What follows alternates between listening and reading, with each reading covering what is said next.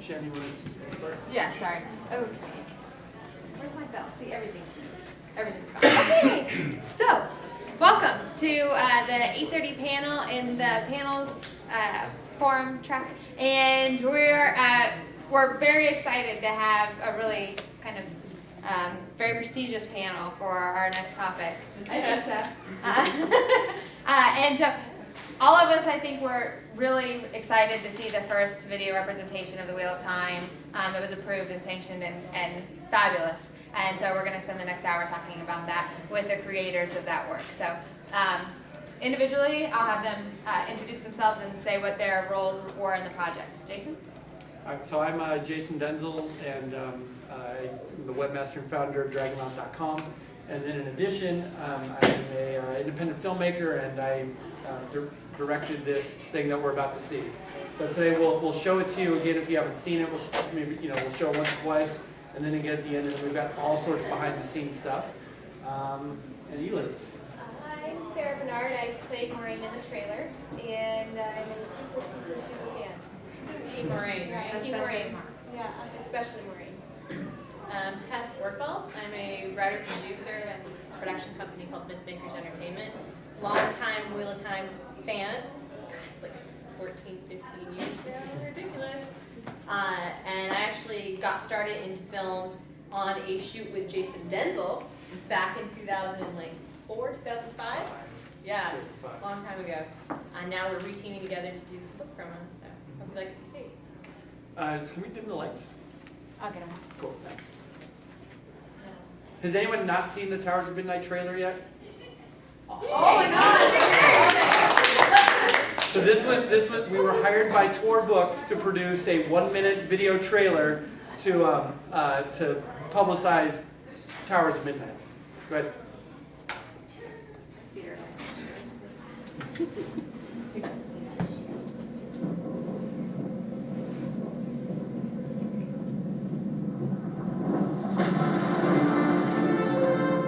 My dearest Tom, when you receive this, you will be told I am dead.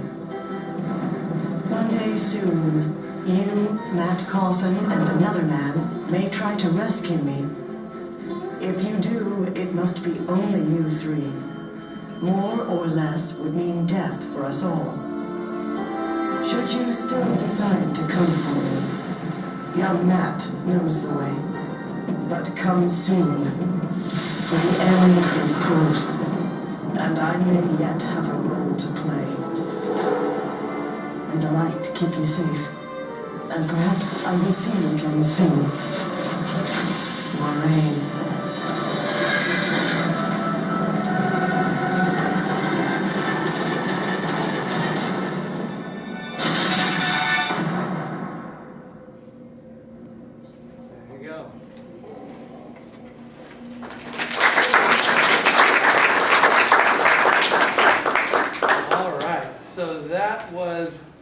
Spent 6 months on.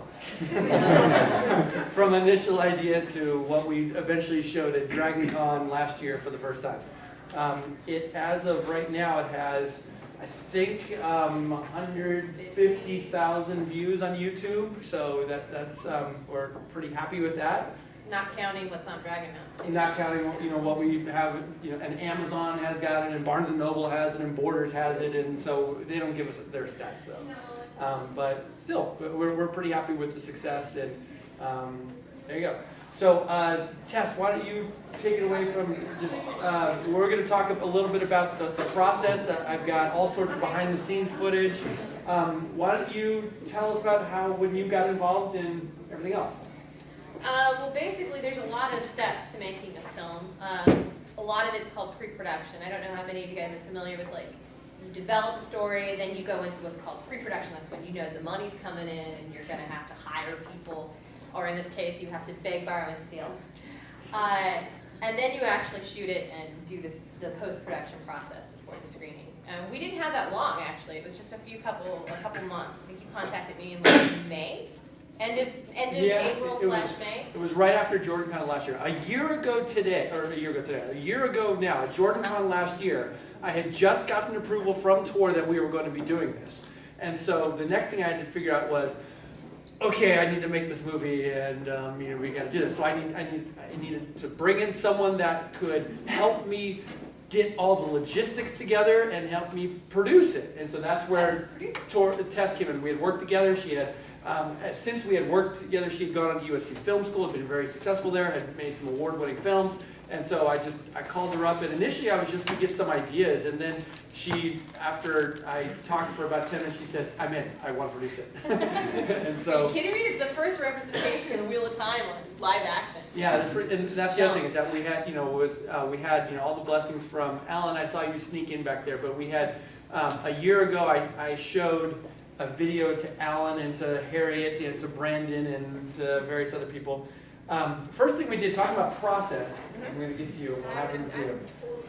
With process, the first thing we had to do is we had to come up with an idea, right? And the credit goes to, he's not here today, but his name is Brad Kane. Brad is instrumental in producing this project and a number of other projects that I've worked on in the past.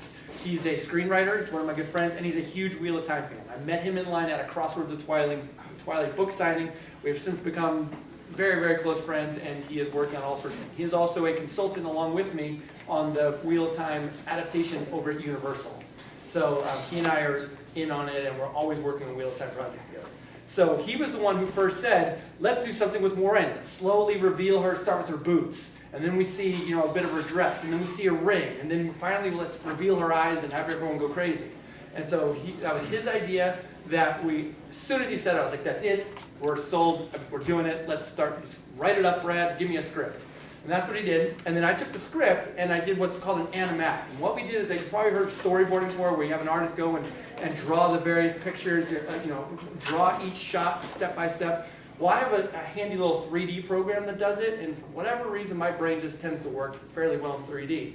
And so what I have here is I'm going to show you that actual video that I pitched to Alan and to everyone else last year. This is this is a rough cut, but you can see this is literally what I had a year ago today. Let's see if I can do this here. And you'll recognize it real quick. My dearest Tom, It's my wife talking. when you receive this, you will be told I am dead. So you can see it's One day similar. soon, you, It's a lot of the Matt shots are Coughlin, similar to what you saw in and the another final piece, man but this is may what I tell you showed to this them so that they can If you visually do, see the idea of, it hey, this must be is only what we're you going three. with. I had the shot, More or the idea of less the ring would early mean on, death for us all. and the timing's a Should little you bit off, still and there were some other decide to ideas. come for me, young Matt knows the way. But come soon, for the end is close, and I may And yet I found the have a heart music, to the play. same exact music. There's no sound effects, but I May found the the night music keep really you early on. safe, and perhaps I will see you again soon. Moiraine. We couldn't get the horse to rear up. Sarah will talk about that. And that was the Chrysler building that I put in there. So that was the first version that I did. We did. You can see here I've got version 1 and version. So apparently I did 6 versions of it. I won't show you the whole thing, but it's much the same thing here. Let me They see. call it previs, by the way. It's called previs, depending on who you talk to, it's called previs for pre-visualization. Sometimes they're called animatics. Sometimes they're just called animated storyboard, whatever. Absolutely. Let's see, little size here. We're going to cheat it real quick because that's one on attack. So this is a month later after we've revised it. You can see this much more closely resembles what we actually went and shot. We took these storyboard images, I printed them out on a piece of paper, and we went out of the site, and I told our director of photography, the guy running the camera, his name Marlon Torres, I told Marlon, I showed him these pictures and said, make it look like this. Take your camera, do whatever you gotta do, and make that shot happen. And so that's basically what he did. And if you take this and you look at the final project side by side, they're pretty much almost 1-to-1. And the beauty of this is exactly what Peter Jackson did on Lord of the Rings. He went through as an artist. He didn't have the 3D tool, but he was a traditional artist. And he had the traditional artist go through and make every shot of the movie. He had one of these animated storyboards, just like we did, so that when he went on set, it was exactly he had already edited the movie in his head and on paper by the time he went on set. And that's what our goal was. Every filmmaker has a different style. My style tends to be get it all out, figure it out beforehand, so when you're going out on set, you're collecting what you've already planned for. And there's always going to be creativity on set. There's always going to be extra stuff that you need or didn't foresee, and that's where Tess comes in to try to tell me, Jason, you forgot this. Well, it's a team of people. Sorry, is there a question? Yeah, just on the voice on that, was that Kate from the original book? Yeah, so the voiceover in the final product is Kate Redding, who you guys probably recognize. And yes, she does do the voiceover. She does the readings of the audiobooks of The Wheel of Time. Michael Kramer and Kate Redding are, I don't know if you guys know this, but they're a husband and wife team that live out in You didn't? I only just did my first audiobook. I know it's way of Oh yeah. They're a husband and wife team out of, I want to say, Washington D.C. And they're by trade, they're actors by trade, generally theater or whatever. And so when we had found our meringue, which we'll get to that story in a moment, and but we needed a voice, and we wanted, and then when I was thinking about it, and it occurred to me that that we already had a voice. I mean, there's a well-identified voice that people love her so much, and she did a fantastic job. And so I called her up, and she hopped on that right away, and just recorded it one afternoon and sent me some MP3s and said, "How's this?" I said, "It's perfect. I'll make this change." But it's really difficult. You're bringing to life this iconic character, and she has to look young and ageless, but she has this wisdom and this voice of somebody who's lived much longer than her years. So I anticipate that Universal's going to have a similar issue when they come time to actually cast and or to do the voice as well. So yeah, we opted for a voice that was basically in the zeitgeist in the world of The Wheel of Time, and she's got such gravitas. Yeah. So once we had, so the process went, that we had the idea, we had the script, we had pitched the idea to Team Jordan and to Tor, and they all said, "Love it, here you go, here's the check, to pay for it," and off to the races. And that was in, let's say, May. And that's when I brought Tess on board and said, help me make this thing, here's the storyboards and everything else. And the plan was, okay, we're going to shoot it in June, and this thing is due in September. Now, that might seem like a lot of time, and it is a long time, but consider that we all have regular lives and jobs outside of this. This is not a full-time gig. This is the thing that we did, that I worked on at 9:30 after my little kids had gone to bed, or at 5 in the morning before they woke up. And so, Tess is working full-time and has, various jobs going on, and everyone has got stuff going. And so we had to do this in our spare time. Basically, it's about bringing the team together, and this is probably a good time to talk about finding meringue. Mm-hmm. The major crux of this film is finding the right person to actually play the person on camera. And I remember Jason calling me and saying, "Well, I met this perfect person at JordanCon, right?" Uh-huh. Yeah, maybe. Sure. The story, is Melissa in the room? Is Melissa here? She's out in the hallway. Oh, she's in the hallway. She's busy.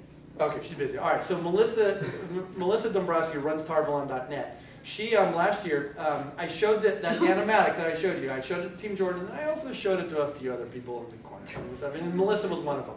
And when I showed it to Melissa, she's like, "I have just the person." I'm like, "Okay, sure. But we're looking for actors. Come on, And she said, "Just hold on." And I'm like, "Okay." And I put it on my mind.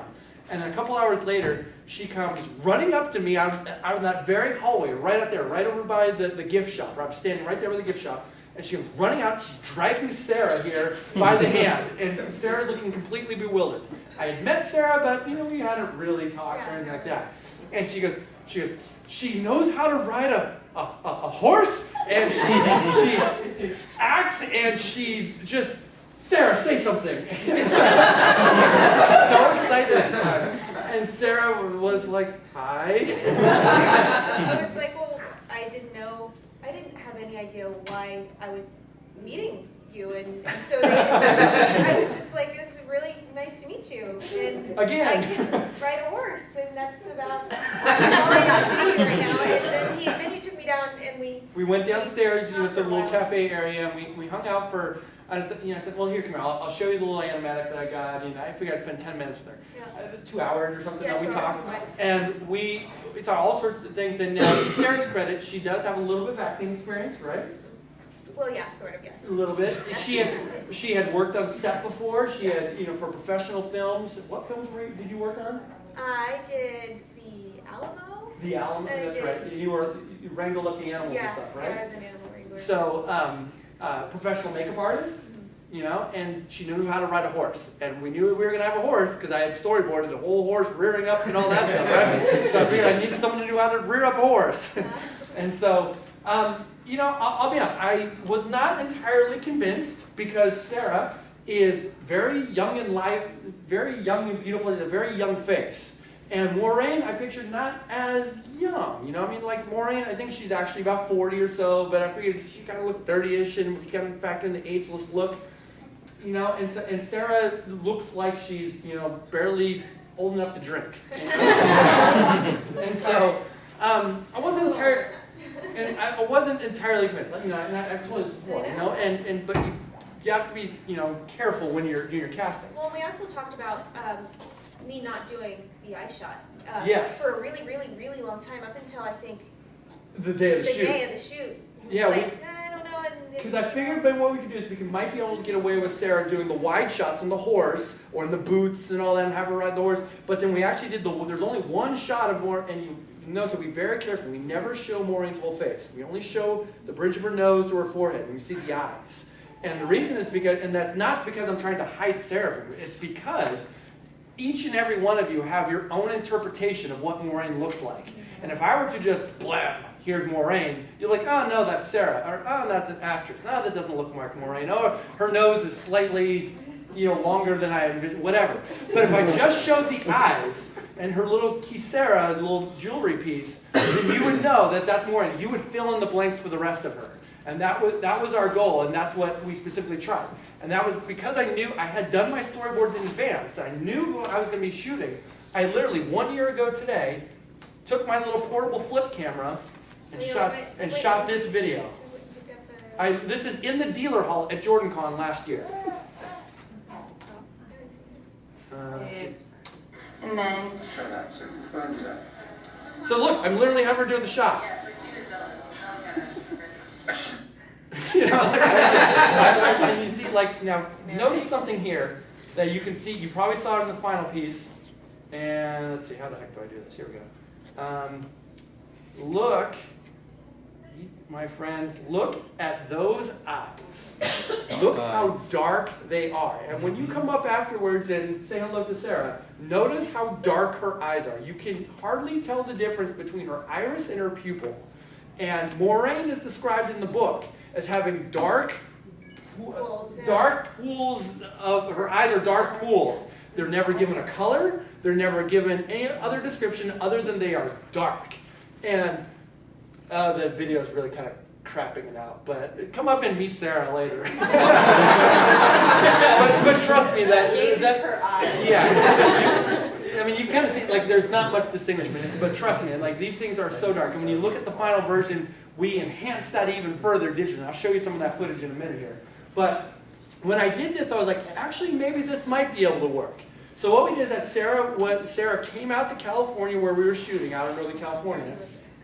You already lived there, that's right. Yeah. Well, you live in Southern California. That was another kind of fortuitous thing, that I already lived in California, and we, you know, just... Yeah, she lived in Southern California in the Los Angeles area. I live up near the Sacramento area, which for you that don't live there is probably a 6-hour drive. 6-hour drive. Say the wheel weaves. Yeah, it's amazing. And she already had this dress, which she had worn at a previous, convention. I wore JordanCon 1. JordanCon 1, she wore this or whatever. We got the headpiece, the kisera, we got that from Badali Jewelry, who sells them, and they donated it. They also donated the ring. Are you wearing it? Of course you are. Yeah.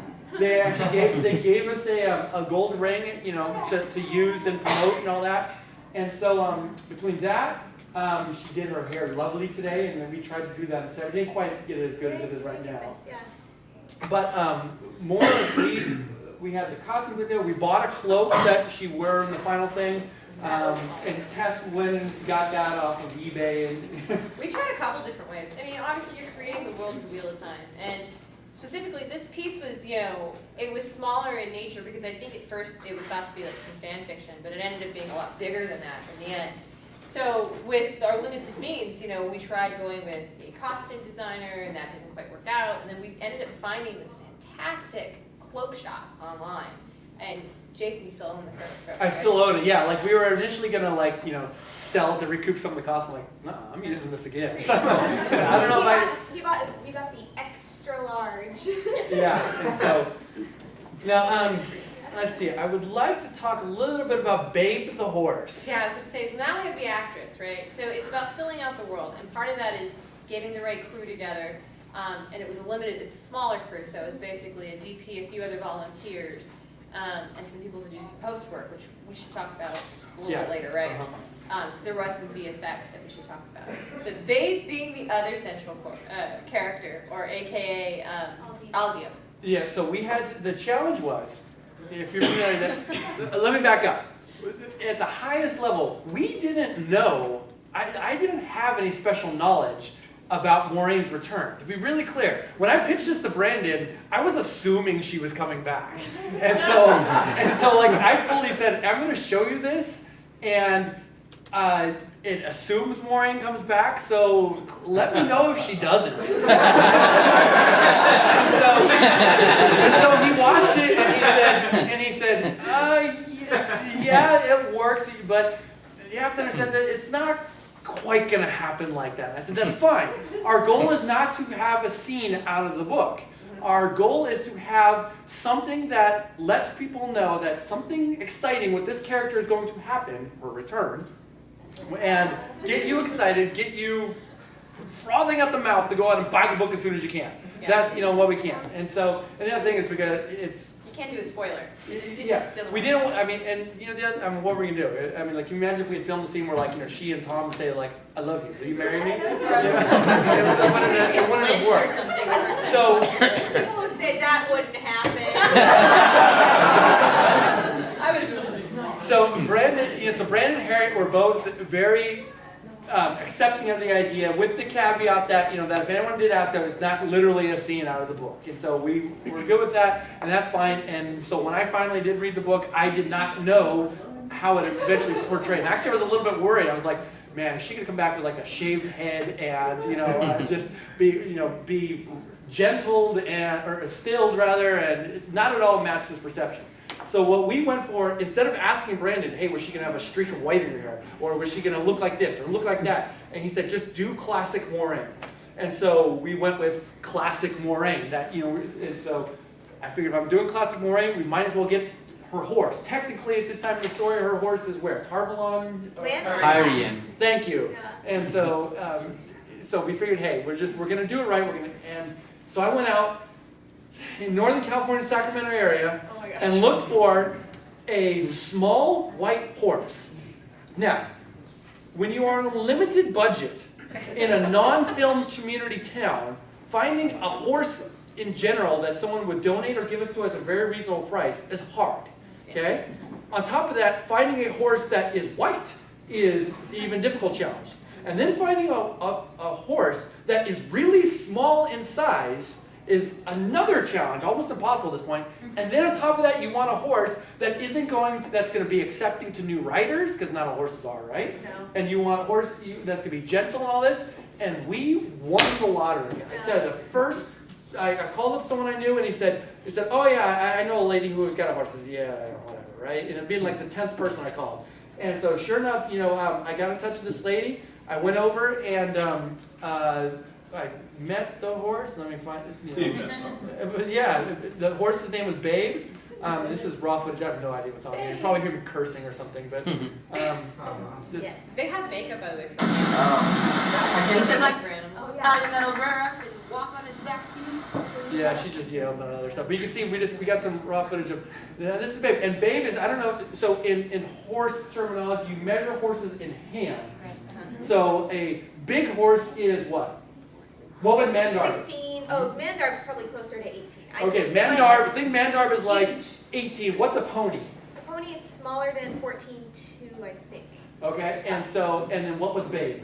Babe was she was 14 and a half maybe? 14 and a half. So Yeah. she's still qualified as a small horse. And so that's the owner there on the left. That's me before I shaved my head on the right. And and you can see, like, if you know my height, and I'm a tall guy, and this lady's an average height lady, and you can see that's not a very big horse, Compared to the dog. compared to the dog. And That so, dog was funny. let's see. And these are some of the other horses by comparison that she owned. Let's see. So you can kind of get an idea, but she's definitely a small horse. And so we were very thrilled with the fact that we had a small white horse here in town that would let us rent her for a day or so. And she said, "Oh, she's so gentle. She's the most gentle horse in the whole world." And I'm like, "That's great." And I told her that Sarah was a professional rider. Sarah, well, why don't you go and tell us about your background, and then tell us about your first impressions when you finally did come up and meet Babe and ride her. Well, I've been riding my whole life. I mean, we have pictures. I don't know what my parents were thinking. I'm sitting on a horse at maybe 9 months by myself, just like hanging out.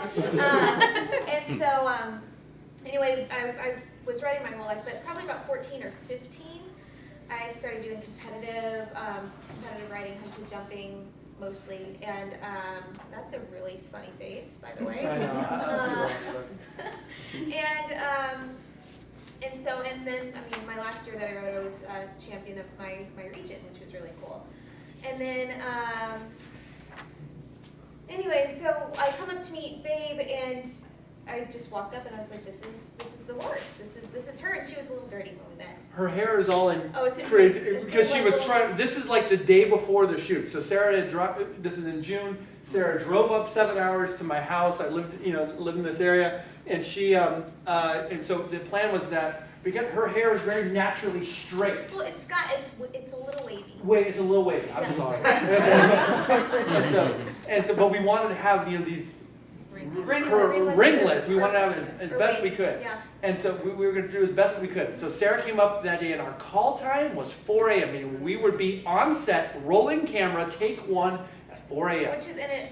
The location was half an hour away. Half aware from my house. We'll talk about the location in a minute. But the reason we want to do that is because there's a concept in filmmaking called Magic Hour. Magic Hour is the, 30 minutes or so. What do you think, JR? 30 minutes or so around sunrise and sunset. Yeah, an hour, so you can kind of get, I guess. Magic Hour is when the sun is low on the horizon. When the sun is low on the horizon, it casts this very gentle, warm glow on everything. So you get beautiful imagery, and the sky looks great. Human skin tones come out really nicely. And so, as a filmmaker, when you're shooting outdoors, you live for Magic Hour. That 1 hour before and 1 hour after. So I wanted to be on set to get the big wide shots and everything at her. We get just the right lighting right there at Magic Hour. So sunrise was, 6 a.m. or something, right? Give or take. Exactly. And so we got there at 4:30. We were running like crazy. Because the sun, we could see the sun starting to come up. We're like, hurry, get on the horse. I was like, I don't have the thing on. Which was We're like, I couldn't think of the name at the time. I was like, I don't care. Don't worry about the jewelry. We're doing a wide shot. No one will notice it in the wide shot. So yeah, I jumped on the horse, and it was about a mile out to the location we used, and it was really awesome because I got to ride the horse back and forth and do all that stuff. But Here's what the we bonded too. I bonded with the horse the day before. I got to ride around a little bit. That's what you were seeing, so that I didn't have to just get on a random horse. A couple weeks prior to the actual shoot, Tess who also lived in Southern California, was in, for various reasons, was in Northern California. And so she and her fiance came on by to my house, and we went out scouting this location. So these are some of the pictures we took. I was looking for something flat, and I was looking for something that had a tree line in the background, and preferably nothing with a fence, with a telephone pole, with a house, or whatever. The challenges of dealing with period film. Yeah, you have exactly. to erase the modern footsteps. And so I'm telling you, it's hard, really, really hard. And so we ended up shooting on the far. It's hard to see. We ended up shooting the far side of this fence. So unfortunately, the fence was not in. But this is if you look right, that curved tree, that mushroom-shaped tree. I think you can ride on this green, Jason. I know. I probably should have, huh? Let's see here. Let's see. If you look at that mushroom-shaped tree. Oops, I just loaded the program. I should have. We'll do that later. Bear with me. Mushroom-shaped tree, where are you? I don't have it right here. I closed the window already. But anyway, it's that same darn tree is all I'm trying to say. You go out on basically a scouting mission, just trying to figure out what's the location we're using. What if you have this? He had the automatic in his mind. This is what I want. Sometimes the location doesn't cooperate with you, so you find a place that is where you can one afford to shoot, two has the right mushroom-shaped tree. Yeah. We were on the other side. Okay, yeah. And you figure out, like, can this work for us? Can this work for, the story that we're trying to tell? Is it do we have to change a little bit of the script? Luckily for us, we found something that really worked. We had our challenges. The big challenge for me was the grass was thigh high on me, and so it was above the horse's knees, so I couldn't see the horse's feet when we were riding. And so I'm shooting across the open land there. Yeah. So remember, in this one shot here, I keep closing. I really shouldn't. I made people walk up and down the path that I was using to make sure there were no rocks or any major holes or anything, so the horse. For this shot here, yeah. where she starts to run, and then this shot here especially. So keep in mind, just what she's saying is that look how high the grass is up on the horse's legs, and it could be dangerous. And so that's not something that you really kind of think about when you're they're tromping through the woods and film and all this. But we were really, especially because this is someone else's horse and stuff, and I didn't want somebody else's. Yeah, and and this babe was rearing to kind of go at times. Yeah, she and was really excited to be out there. So did you have to hold her back? I held her back. A lot of times with horses, if they're corralled or in fenced-in areas, they get really excited when they don't see any fences, when they're in wide open spaces. So this horse was just really excited and really wanted to go. And she actually, we weren't planning to do her rearing up at that point. I think, but she was doing it on her own. And at one point, I think in one of the edits we had, she rears up and throws her head back and hit me.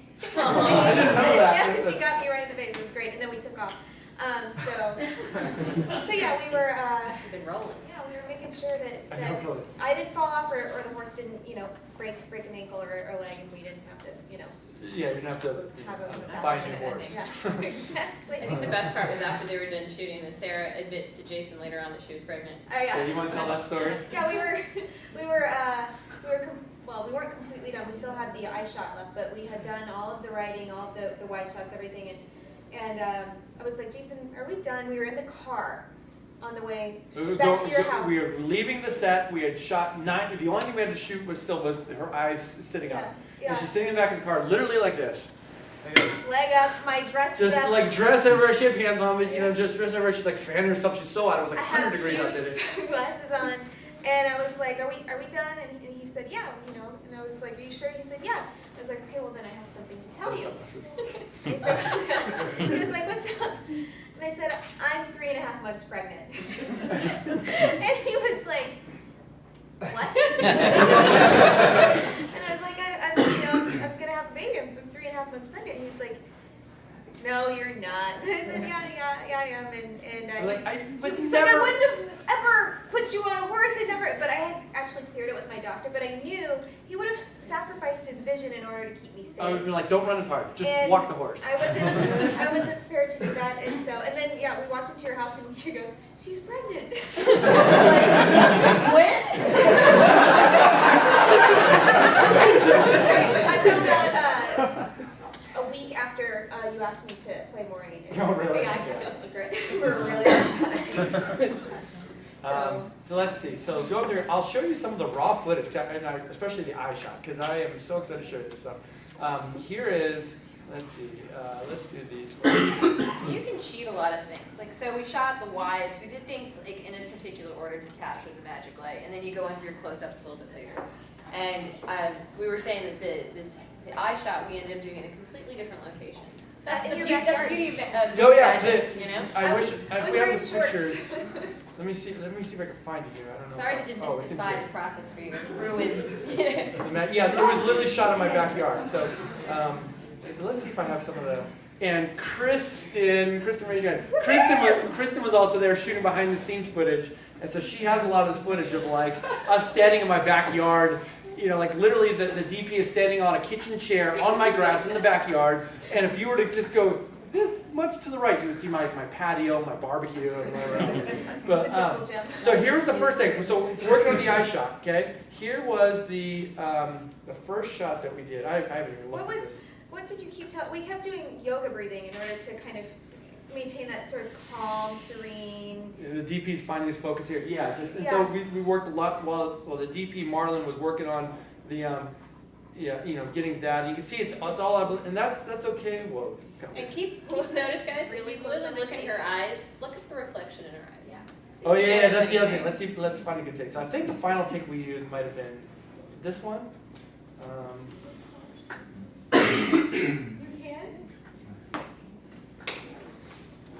This is I think this is the take we actually used for the final film, and it's going to look a lot different than the final piece. There it is. Yeah, that's it. Now, can you see it a little bit? Can you see that? Standing in her eyeballs? Can you see, that's a guy standing on a chair in my backyard with the you can see the line of my lawn maybe a little bit. Wow. And so when we got in there, My nose was I mean, this talk about random or interesting. My nose was about this close to the camera lens. yeah, it was so close. Really close. So and actually, and Sarah's the hood naturally falls over her eyes. So Sarah looks like this. She's got her hands on her hood, holding up the hood like this, and she's going like this. That was her action. Like this, with the camera like right. So imagine there's a camera right here in your face, and you got to go like this, not off the lens. And it was 110 degrees And it was outside. 110 degrees, and she's in this heavy clothes. But it looked cool. It was great. Right? It was so worth it. That's So- a great process called post visual effects. Now, exactly. Now, also, notice a couple things here. Sarah's got these beautiful eyes that we darkened. We cropped out this is full screen, but there's something that is very distinctive that people don't notice a lot, but it has to do with what's called letterboxing. When you go to the movie theater, you see these wide, images, especially epic movies. The old Ben-Hur movies were shot on film stock that was just almost, in some cases, I think even twice as wide as it was tall. I mean, really stretched out. And so in order to capture that epic feel that we just somehow associate with films, that's exactly what we did here. Let's see if I can bring it up here again. Window, it was this one here. And if I go to that same shot, here it is. Let me bring this here. Oh, look at you, fancy.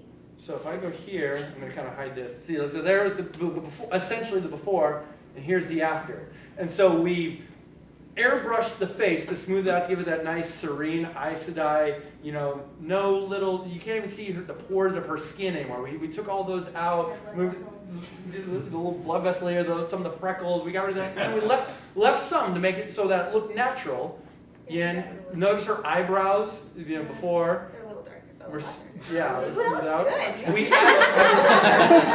notice now that you can't see in the background of these eyes here. I guess you can. Wow, but all you see are trees. You see trees and stuff, Yeah. which would be more natural. We added this what's called a specular highlight, just to give it that really kind of that mystical look. This is a trick I learned from Lord of the Rings, Peter Jackson. Peter Jackson described how for all the elves, whenever you see their close-up with the elves, he put 1, 2, 3, 4, 5 dots, 5 specular highlights around them. Now, when you look at people, they have one little specular highlight. But for the elves, he thought that would be cool and mystical to put like 5 around there. And so for this, we tried that, and it looked weird. So we took it out, and we just didn't want it. She wasn't enough. She's still human.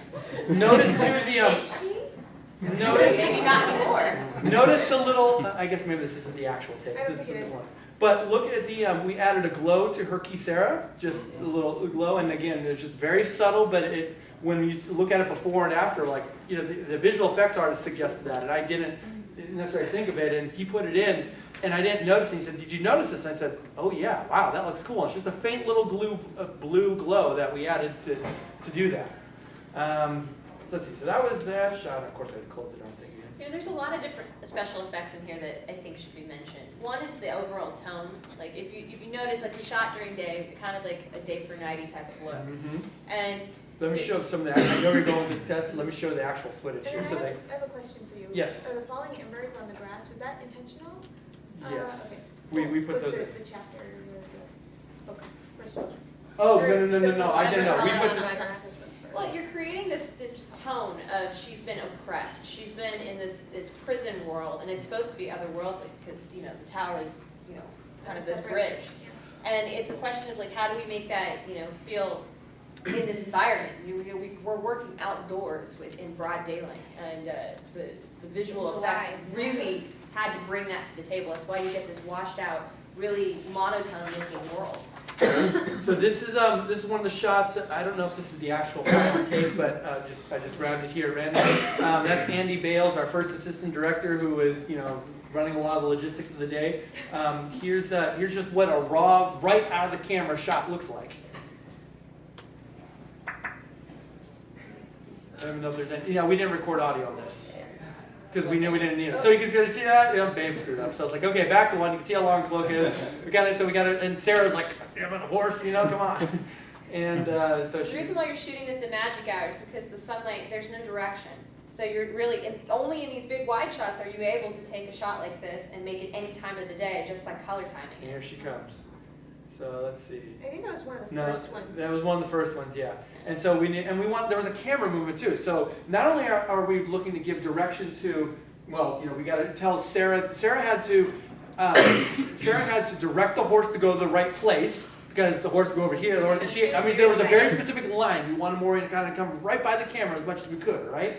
And a horse doesn't necessarily want to run at people or at an object unless she's going to jump over it. And so to kind of. So this is kind of as close as we got. Now on top of that, she's riding this horse. She also has to remain in character and look like the serene Aes Sedai who just goes on gallop because it's easy, So there's an acting component to it. And then there's the technical component of not only we have to make sure the camera's running, and it's got all the right settings and everything else. We're in focus. Which is a big issue. And then moving the camera. So, and there's believe it or not, there's a performance to moving the camera along. And we wanted real subtle movements. So I'm directing Sarah, I'm directing the director of photography all at once. And this one I don't think we used because the timing was off. I wanted the camera to start moving. It started moving right after she moved by. But I think the final take that we used, if I can find it real quick, was, let's see this. And you end up doing dozen takes. This is like action adventure movies. This is literally, so I see on this example there are 1, 2, 3, 4, 5, there are 6 takes that we took of this, of that shot. So Sarah ran by the thing 6 times. I think maybe this is the one we ended up using. There's Andy again. Let's see, she resets the horse and the one that we used is where Babe rears it, kind of kicks its head. That's what she hit me in the face. Is that what it is? So that's the one that made the cut. Watch your head. No, that wasn't it. It was the one right before. Sorry. It is this one. We'll find it. Jason had a specific shot in mind where the camera was moving that Moraine would wipe the camera screen and you pan over and you find the tower township. Yeah. And that's the That's what that reveal. pan That's is. the whole point of this little the promo is to show you in the end this is where we're going and these are right there. And so that was it. And so the camera movement was right. So we started the camera movement right. So camera movement is already moving. I told Marlon start moving the camera right. It should already be moving by the time I say action. There's a point. We did the channeling shot before we actually Yeah, did we'll the do running. that one next. And so she was getting a little. That's why. And so I was riding around in circles, and then they would say action. Then I would find the camera and go. Yeah. So in this case, we knew that even though she was off current, we had to keep going with the camera. Nice and low, because we knew the tower would be right here. And so you see that we gently ease to the end of the shot so that it looks aesthetically nice. And we're just waiting. I said, just let it run, let it run, let it run. We'll fade out. We probably faded by now, but just in case, just so we have room in the later on. And then I knew by that point, I was like, okay, this is the money shot. Just let it go for a bit. And that ended up being the take that we went in. See some of the other stuff, another shot. We should talk about this shot. This one here, the shot where Moraine lifts her arm up in channels. And that's kind of a natural movement, and because it was on such short notice, I was moving 3 days after this. We were just kind of on a super huge time crunch. We didn't have tons of rehearsal time, so the our movement was kind of felt a little bit unnatural. So let's show some of the previous takes here, so you can kind of get a sense of what it might look like naturally. I think here's the first take. The first take is always usually a good example of how can I work. Although this shot was just so beautiful. Just look at her riding here, and this was just. It was I wish I could have used that for something. She just looked great riding the horse there. Like something out of Game of Thrones or something. You know? Can I say this is probably one of the funnest parts of actually becoming and developing a live action representation of Wheel of Time is the discussions we had about what does the power look like. Somebody is weaving the one source. What is that going to be represented like? And this is our first chance to actually show people on a screen what they just read in a book. So the discussions that we had about, one, the nature and the look of the one power, which, you know, given more money, it would look differently. More money and more time, we would like bring our biggest Put your 3D glasses on. Did The you wings guys come out want of you. the weaving, like, of all 5? The threads. Yeah, we That's wanted what the it's like. threads, and I'll show you how we came to that. We're good on time right now. This is the take that we used in the film. Like you probably recognize, this is what it actually looked like right here, you know. And the thing is that Sarah and I had gone through this, and I told her to sit on the horse, you know, back straight, even if it looked uncomfortable, but that's how it looked good. And I told her to reach down, it looked great. I told her to reach down with your hand to the ground, grab hold of the one power, so to speak, and pull it up slowly above you. And so that was the direction I gave her. And the horse, again, that was the battle, we were moving, and it was, Yeah, and so there's one point, so she's trying to keep the horse steady. And so at one point, the camera's still running. The good news, I mean, back in the old days when film was so expensive, you only ran film when the exact moment. This day and age is all digital, there's lots of hard drive space or whatever, so we had a little more leeway. And just on a whim, I told the director of photography, I said, just roll this for a minute. And so Sarah's over here trying to... We're rehearsing, right? We're rehearsing. And not even rehearsing. I think that they were working on something else. And so you're waiting around to see, they're kind of still framing the camera and everything. And Babe gets in this position, and Sarah, I don't tell her anything, she just practices on her own. And you see then the horse kind of rears, and she's like, whoa, hang on, you know? But when I reviewed that, I'm like, that's it. I mean, there was no acting there. That was just, she was just naturally trying to do the direction I had given her. Naturally pulling upside R. And I mean, look at that image. It was perfect. And so that wasn't... Accidents. Yeah, exactly. It was a happy accident. And I told her, we did some more takes afterwards, but the one that we took ended up being she was rehearsing and resetting, and there's, people working off the scene, but that was the one we did. Now we slowed it down so that the timing was just right. It was a little more dramatic, we found, when we did it in slow motion. And probably 80% of the actual speed. But these are the kind of things that, that you tweak around for hours and hours in the computer. Does it look good at 75? No. This was the shot that was killing us in post too, because we ended up going through a lot of different looks for it. We're like, oh, it's not ready yet. Until we finally got... I don't know if I have... Do you remember the one with the swirls? I do, and I'm trying to find the swirls. You're like, oh, God. I might have it. Let's see. Oh, wait, you did swirls? Yeah, we had a couple different, interpretations with our VFX supervisor. Oh, got it. If you guys can keep your secret, I found this image on Google. I just Googled stormy skies. That's your background. Just layered and manipulated on top of each other. I mean, I've gone outside with my camera and taken pictures of stormy skies too. But I mean, I saved myself the hassle of time, and I Googled stormy skies until I found one. We took it, layered it hundreds of times over each other or whatever, and so you get this nice stormy sky. We added lightning and flashes or whatever, but this JPEG is essentially the sky that we started with. Yeah, so that's when you do day for night. You cut out the sky and you replace it, and you do this. You time it down to where it looks like it's this midnight, moonlighty type of glow. I'm able to just play this. Let's see. I don't think that's it. I thought maybe. We had, just a bunch of different interpretations of the one power. I did, and what Tess is so politely getting at is that in our frustration with the visual effects that were going because they were getting delayed or whatever, I sat down, I'm like, okay, I'm going to try this myself with my own visual effects.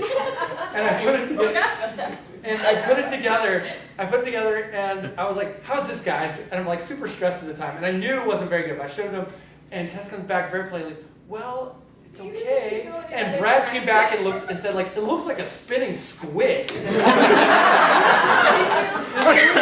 Basically. And so, but Marlon, who ended up doing the visual effects as well, took that, and that was the basis for what eventually became. You can kind of see. I closed it again. Yeah. Oh dear. Let's see. It was this one. This became the foundation for what the. Let's see when she spins it up. So if you watch real carefully, I'll kind of frame it through here. So boom, there's energy coming into her, and it goes up. And now start to watch the weaves. See the little squiggly weaves, if you can see those? Those are actually, that's my little pinwheel just really dramatically enhanced and blurred and colored. But you can see there's actually like a spinning circle if you watch real carefully. It does kind of have, I'm going reverse, but now if I go forward, there's a pinwheel kind of effect to it. Yeah, I think the first version I saw was like purple neon. They were like the whips from like Iron Man 2, the guy. But we're like, oh, okay, well maybe the,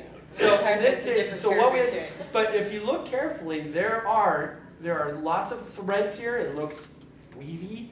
There's different colored threads. It's all kind of blended together, and so I was very happy with how this ended up coming out. It just followed her hand. Someone online asked if it was reverse balefire, and I said, I don't know what reverse balefire is, but no, sure. Why not? Like I said, that's probably the coolest part of sitting down and working on this project was literally coming up with these types of we had these conversations talking about how do you show this in real life, and then the next one, the one that to me, I will always remember, is talking about the Tower of Hansen. What does it look like? Let's talk about the tower. Now you saw some of this artwork from Seamus Gallagher. You guys know Seamus? You all know Seamus? Fantastic. Seamus Gallagher is a very popular Wheel of Time artist, and I'm just going to show you some. Let me see if Concept art. This ended up being the background of my computer. So this is what I told Seamus. Seamus is a friend of mine. Seamus is a really well-known Wheel of Time artist. He's real popular, and I said, Seamus, I want you to design the tower for me. And so let me. I remember we got on a conference call and we were just discussing like characteristics and adjectives of what we thought it would look like. And so I told him, I said, just give me broad strokes, just give me some ideas for the Tower of Hansen. We want to keep it simple. It's described as a tall, silvery, yada, yada, yada, right? Smooth. So this was, I think, his first take. Right? Yeah, this was his first take. And he said, what do you think? So looking at these, I don't know. A couple of them look very Lord of the Ringsy. Some of them look phallic. Some of them look like this weird twisted one here or whatever. I forget exactly which one. Can you see the numbers? What would you guys have picked? Just forget what you said. You like number 10? You like number 10. What do you got? What are some of the others? Shout them out. Number 5, I heard? I like number 2. Number 2 is pretty cool. So I think what I told him ultimately is I said, let's examine number 2, number 9, I kind of liked some of it. It was bits and pieces. I also told him, I liked the base of this one, but not the top. I told him I liked, this one, but it looked too Lord of the Ringsy, but we could start with that. Exactly. So we took elements of it. I remember that conversation though, because we ended up talking about this is a tower that is not of the real world. So the geometrics of it shouldn't be like regular architecture of the Wheel of Time. It is, these alien creatures, but at the same time it's this tower of strength. So it had to kind of give you that image in your mind, like when you're looking at it, that it was going to be very powerful. And I think... Yeah, so this was, I think, the second round that he came back with. And we're getting a little bit closer. I think number 5 was the one that was, number 4 and 5 were the ones that were working. I like number 4, and it kind of had a feel almost like a flower opening, almost like lotus-like a little bit. I like that. And I think the thing that we got really, that started working for us was that I said, imagine a metal block, and if you were to take a sword and cut it down at an angle, what would we come up with? And so this is some of the ideas he came up with. We're talking about taking this sword and slicing at awkward angles and said, okay, that's a little too basic. Apply it to some of the previous ideas, and suddenly we start to get something we start to get, the image that was in the tower. So he came back to this, and you can see how we're dealing with the slices, and this is the one that I really liked. And so I think the direction we'd given him was to take this idea here, lengthen some of the sides so that it was taller. And this is just part of the iterative process that you do. We did this with the visual effects artists. We did it with Seamus. We did it with. It's just the idea in filmmaking in general.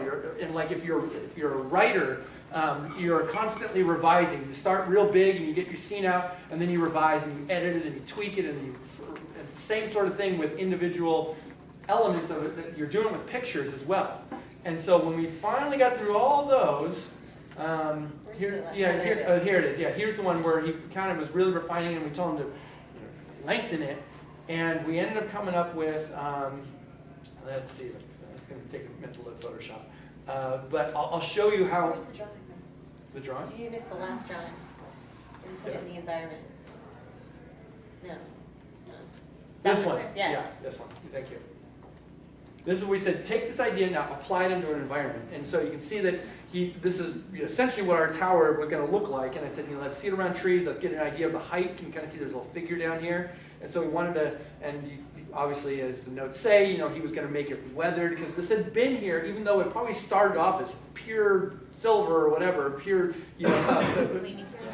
yeah, gleaming metal and everything, stainless steel, then but it's going to get yucky over time. It's going to get rained on and mud and everything else, and so we applied that. Give it the texture and character. And keep in mind, this is, at this point, I mean, not every day, right? But we've gone back and forth with Seamus, over and over and over again, just for something that was going to be on screen for what? 10 seconds at most in the background. And so here is the Photoshop mock-up that he sent me. Let's see if I can do this here. I don't know how to get Photoshop view. Zoom in. I want to go screen mode, full screen mode. How do I get out? Okay.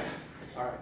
And if I go, so this is like literally, I sent him the visual effects plate. This is the final thing. This is what it looked like in the end. You can see the nice shading. You see some of the vines crawling up and stuff. Now, if I can figure out how to, oops, excuse me, as I learn how to use Photoshop. Let's go to layers. Where are my layers? Oh, my resolution's all messed up. Hang on. I think for, just while you're doing that, I think for me, the biggest part about doing this trailer was maintaining the integrity of the books, I think, as best as possible, and to do to play the character proud for us, the fans, because I know, so many times when people go out and try to do something like this, it gets ripped apart. Ripped apart by fans, either the performance or the artwork or the act, whatever. And so the biggest thing for me was that because I am a fan, and this was everything to me, that I did this and I did it right, and I think Jason felt the same way. Yeah, it was, first of all, it's a tremendous honor to even just have the opportunity to be able to do something in Robert Jordan's world, and even if let's not overstate it either. I mean, this isn't like the movie or whatever. It's a book trailer, right? But at the same time, I wanted to treat it like I'd been handed something really special. And we had a limited budget, a lot of limited resources, but we just poured everything we could in there, because I refuse to do anything with the Wheel of Time that doesn't do as much justice as I can possibly go and then some, And I really wanted to make sure it was well done. And one of the things that Sarah said to me on that day that we talked for 2 hours at JordanCon the day before, and the point where I really kind of shifted my thinking in that, hey, I'm really going to be working with her, is that she said Moraine is such an important character to me, and I want to have the responsibility to embrace that character and to hold her and protect her and make sure that she is done right and done justice on screen. And she said that, and after my goosebumps went away, I said, okay, yeah, well, I think we got something here. So that was really sweet, and that's exactly what she did, Coming right back to the tower real quick, and kind of see this is what Seamus sent me. If you go through and remove some of the individual layers, you see watch the base of the thing, at the base of the tree. It's that's what it looked like. Then you remove some of the other coloring, you remove some of the other adjustments, and you remove some more adjustments, and then you go in deeper, and then you've got things like the water streaks he had the vines were another layer, he had just every little bit of shading was in here, that he removed. And I was I haven't done this in a long time, but you can say he pieced it together. And so for anyone who's a Photoshop geek out there, you can appreciate just look how many layers he has. This is, there's over 20, there's probably approaching 30 layers altogether for just this one little graphic that appeared there at the very end. So he seamlessly blended in, but of course, the camera was moving. And so we had to go in and manually track, and we had to track it so that it perfectly was in sync with the camera's movement, and that it didn't, because let me tell you, if it had shifted just a little bit off, your eyes would have caught it. Your eyes, You would have seen the bad special effects. And that would exactly, be and that's what we were trying to avoid. In case you noticed too, the sun is starting to slowly rise, so they had to do some tricky lighting on the actual tower itself to kind of blend and match the lighting. that lighting. The sun was rising on, we were facing north, I guess, and so the sun was over here on the east, shining down this way, and yeah, and you kind of see, like, I mean, it was a bright day by that point. I mean, this is natural daylight, and it is so hard to take something that I shot during the day and make it look genuinely like night. Now, we weren't going for like midnight. We were looking for a twilighty kind of dark kind of thing that we knew we would really like suck out all the reds in the color, the warm colors, and put in lots of blues and, you know, all this stuff you learn in college in color theory. You know, blue colors are cold and oppressive, and red colors are happy and warm and loving, and so. Not saying anything about blues. Yeah. Sorry, guys. We're reds.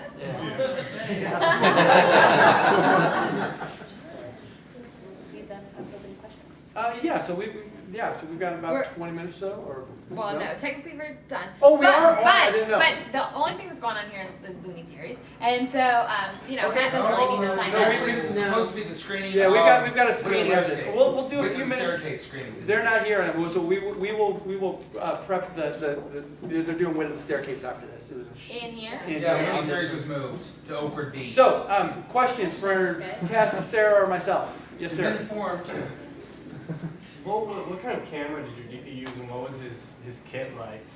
We Non-existent kid? Yeah, exactly. He Marlon is MarlonTorres.com. He is an incredibly talented visual artist, and he actually had a Canon 5D, which is a it's a still camera, but it shoots 24 frames per second video. You know, it looks a lot like that. And he came and or like that one right there. You know, it's what do you have, sir? What's your camera? It's an Icon. It's a Nikon. Which model? I don't even remember. All right. But anyway, it's a camera. I mean, it's a professional camera though. We have. They're like $3,000. We had for the camera movement, we had little tracks. So like we had a tripod, and on top of that were some rails about this long. So we would mount the camera on the little rails, like a little tiny little train. And we would just gently scoot it along. So all the camera movement you'll see it's just real gentle movement like this, going left or right. Yeah, when you're on a budget, you get really creative and With like, what you have. turn into a carpenter. So you get like PCV piping, and you get like little skateboard wheels, and whatever you can to not have to rent like several $100 dolly. We had no lights because we couldn't afford to get them out, so couldn't afford them. And it's daylight. And it was daylight, so I'll admit the lighting is not the best. It would have been so much better if we had a big professional light. You know what? You know, Clint Eastwood, you know, he squints when he's in those cowboy movies. The reason he's squinting is because he's in the middle of the day, and they have this massive light frame that's probably 20 feet tall with these lights blinding on him, and that's why he's squinting. And we did not have the luxury of that. We had the sun. Now, we also had, if you go there, the fancy term for them is Bounce boards. Bounce boards. Yeah. The real term for them is we had a reflector that you put up on your dashboard of your car, you know, and then it's shiny, and you just reflect. We had a gold one. I think it actually was a reflector, to be fair. Yeah. And it was throws the light on and so the light of the sun hits it, and you just kind of like it's like shining a mirror on someone. So we would say, okay, camera ready, and someone would hold up a little reflector, and Sarah would kind of get this weird look into it. and like look into the light, she's like, you know, and so that would help with the lighting. But Poor man's process. You can use with a couple different things. You can get whiteboards, just like normal like foam boards, or you can put foil whiteboard over like that, yeah, just things like that. Or there's like the foamy ones that you can get for, I guess, when you put like melt these yeah, things. exactly. You can go to Home Depot, and all of a sudden, voila, you've got bounce on someone's face, and that's really what makes a difference. You want to be able to see their eyes. Jonathan, questions? Did you try filming anything just to try out to see if it would work for the film, and then decided we're just going to stick to the storyboard afterwards? Did we do? We did a different hand Like shot. any alternate takes that you thought might have worked, but then you just Did we do? Let's see if I can find some. Probably. We didn't think the hand shot. You remember when? You weren't there that day, but.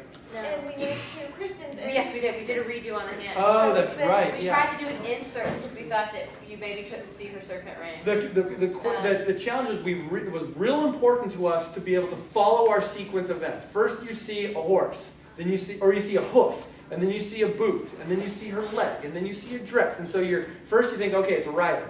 Okay, it's a rider with the blue skirt. Oh, she's wearing a blue dress. oh wow, oh there's a ring there, and we needed it to register as an Aes Sedai Great Serpent ring. Yeah, that's a good question to ask the crowd though. How many people didn't know it was Moraine? Oh. Well, yeah, everyone. It's a tough crowd, though. I know, it's a tough crowd, but the other thing, Tom, everybody knows. but the other thing, this was and I questioned Brad on that. I said, well, Brad, everyone's going to know that it's Moraine. And he said something that was so wise. And he said, but and it's true, when you're filming, even if they know what it is, you still play with their minds, and like tease them slowly and gradually reveal. Even if they know that it's coming, they're just going to get more and more excited. Like, oh my God, that's Moraine. Oh my God, that's Moraine. Yeah, it's Moraine. and that's the effect that we tried to go for. I mean, like. That's why you do for the money shot till the end, right? Yeah, When you see her like embrace the power. And if you hear the voiceover, "My dearest Tom," when we showed it at JordanCon and we said, "My dearest Tom," everyone went crazy. just on the first, like I don't even. There's like over 500 people in the room. And Yeah, there were hundreds of people in the room, flipped and people are flipping out or whatever, and then they start cheering. So like, I don't even know if you were able to. I know you were there, Sarah, and so I don't know if you were able to hear the voiceover afterwards. We showed it twice. Yeah. We did? Oh, yeah. As I recall, it was hard to hear the soundtrack because there was so much cheering going People on. were going nuts. I have to. My favorite moment was when her eyes came up, and everyone just lost it when they saw the eyes. I was like, oh, okay. That was the time that we knew, like, okay, we did a good job. Yeah, Everyone like, yeah, we did. Yeah.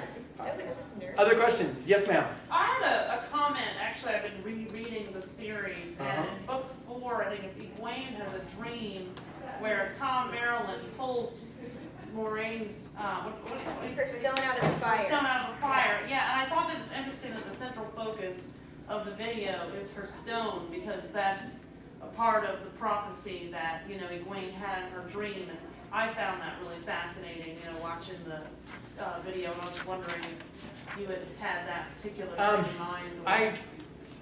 Somewhat. The stone was important because it is so iconically linked to Moraine. And Right. we knew that the minute the stone came into play that it would reveal Moraine. And we knew that the reason we knew it was so important in part was because of that prophecy. Right.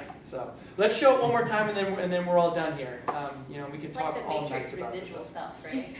What would she appear in her own mind? I have another question. Sure, go for it, Jonathan. What about the soundtrack? What did you? The soundtrack, thank you for asking. Good The call. music was royalty-free stock music that I happen to have, and I listened to it, and I was like, and I put it into my animatic that I pitched to Team Jordan and everyone.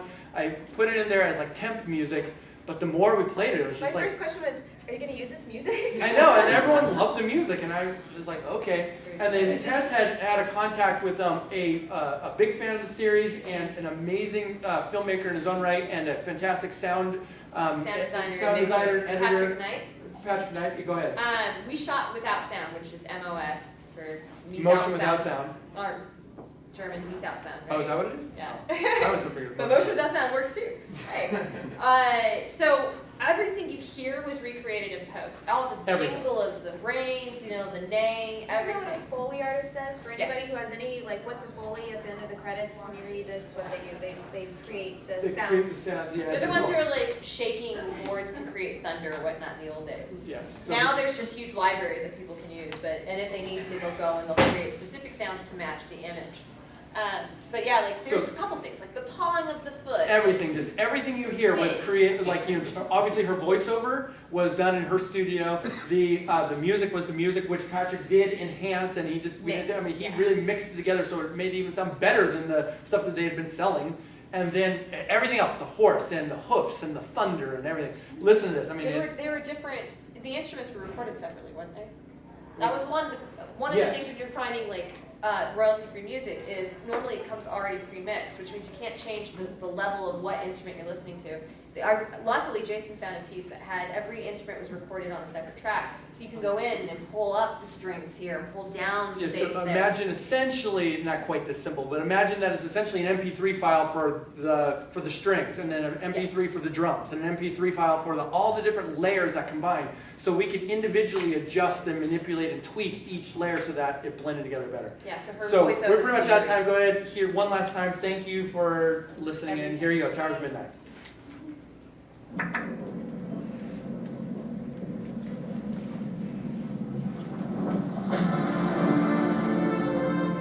My My dearest Tom, when you receive this, you will be told I am dead. One day soon, you, Matt Coffin, and another man may try to rescue me. If you do, it must be only you three. More or less would mean death for us all. Should you still decide to come for me, young Matt knows the way. But come soon, for the end is close, and I may yet have a role to play. May the light keep you safe, and perhaps I will see you again soon. Lorraine.